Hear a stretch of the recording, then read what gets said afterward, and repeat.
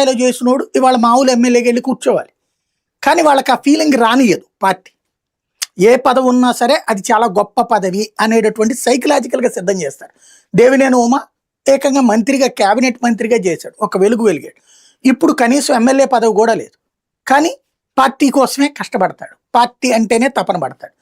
వంగవీటి రాధా ఏ పదవి రాలేదు, కానీ తెలుగుదేశం పార్టీ కోసమే తప్పిస్తాడు. అంటే అక్కడ పార్టీ అన్నటువంటిదే దేవుడు అనేటటువంటి ఫీలింగ్. మీరు చూడండి, లోకేష్ ఉపన్యాసాలు కానీ, చంద్రబాబు ఉపన్యాసాలు కానీ, పార్టీ మీకోసం ఉంది, మిమ్మల్ని చూసుకుంటుంటుంది, ఇచ్చేటటువంటి చాలా గొప్పగా ఫీల్ అవ్వండి, ఇదే మాట్లాడుతూ ఉంటారు.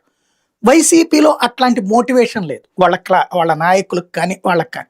అందుకనే ఆ పదవులు పొందిన వాడికి ఆ పదవిలో ఉన్నటువంటి తీయదనం, ఆ అధికారిక హోదా విషయం, శక్తి తెలియల. దాంతో పాటుగా మొదటిసారి పొందినోడికి అదేందో ఆఫ్టర్ ఆల్ అన్నట్టు అనిపించింది. పోయిన తర్వాత ఇప్పుడు తెలుస్తుంటుంది వాళ్ళకి. అదే సందర్భంలో ఇప్పుడు జనసేనలో ఉన్నటువంటి వాళ్ళు అనేక మంది పవన్ కళ్యాణ్ అభిమానులే కదా. ఇప్పుడు ఎమ్మెల్యే పదవుల్లో అయితే కనుక టీడీపీ నుంచి తీసుకున్న వాళ్ళని, వైసీపీ నుంచి తీసుకున్న వాళ్ళకి కూడా ఇచ్చారు, నడిచింది. కానీ ఈ నామినేటెడ్ పదవుల్లో అత్యధికులు సొంత పార్టీ వాళ్ళకే ఇచ్చారు. ఇప్పుడు నిన్న పవన్ కళ్యాణ్ చెప్తున్నది ఏంటి, దాదాపు 3,500 పైగా 3,900 ఏమో పదవులు వచ్చింది.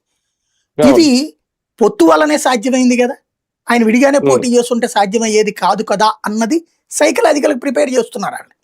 ఇన్ని పదవులు వచ్చినాయి, ఇంకా వస్తాయి, మనకి పార్టీని నమ్ముకున్న వాళ్ళకే ఇస్తాను. తెలుగుదేశం ఎలాంటి మోటివేషన్ ఇస్తుందో ఇప్పుడు అలాంటి మోటివేషన్ తను ఇస్తున్నారు. తెలుగుదేశంలో చంద్రబాబు గారు, లోకేష్ గారు స్పీచెస్ తక్కువ ఉంటాయి, అట్లాంటి వాటిలో పార్టీ మోటివేషన్లో కింద స్థాయి నాయకులతో చెప్పిస్తుంటారు. నాయకులు కూడా కాకుండా తటస్థులతో ఉపన్యాసాలు ఇప్పిస్తారు. మీకు ఆ పదవిని ఆషామాషిగా ఎంచుకోబాకండి, చాలా గొప్పదిగా భావించండి, చాలా దైవంగా భావించండి, అసలు జీవితం